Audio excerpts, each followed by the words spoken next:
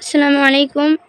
আজকে আমরা ইংরেজি শিক্ষার মূল শব্দ বেসিক ইংলিশ ওয়ার্ডস এর 10টা শিখব ইনশাল্লাহ।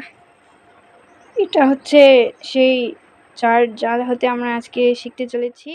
আমাদের আজকের প্রথম শব্দ হলো অলওয়েজ, যার অর্থ সবসময়। আচ্ছা, এটার এক্সাম্পল সেন্টেন্স হিসেবে বা বাক্যে প্রয়োগ কিভাবে করে? I always speak the truth, আমি সবসময় সত্য কথা বলি। দ্বিতীয় শব্দটি হলো বিলিভ, বিশ্বাস করা।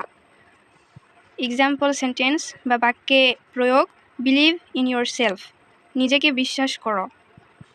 আচ্ছা, এটা 3 নাম্বার কমন বা সাধারণ। It is a common mistake, এটি একটি সাধারণ ভুল।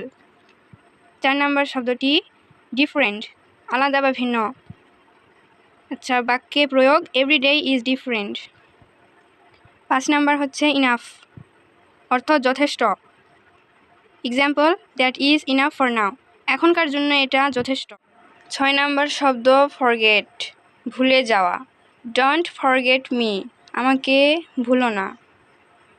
7 নাম্বার হেল্প, সাহায্য করা। Example I want to help you. 8 number learn বা শেখা। Example I love to learn English.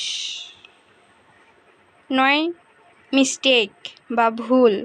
For example we learn from our mistakes, আমরা আমাদের ভুল থেকেই শিখি। 10 পসিবল বা সম্ভব। এভরিথিং ইজ পসিবল, সব কিছুই সম্ভব। আলহামদুলিল্লাহ, আমরা আজকে এই 10টা শব্দ শিখলাম, অর্থ শিখলাম।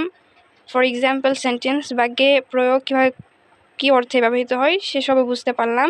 আশা করছি আপনাদের বুঝতে সমস্যা হয়নি। আমাদের আজকের প্রথম ক্লাসটিতে যোগদান করার জন্য অসংখ্য ধন্যবাদ। আমাদের সাথে থাকবেন ইনশাল্লাহ। আসসালামু আলাইকুম।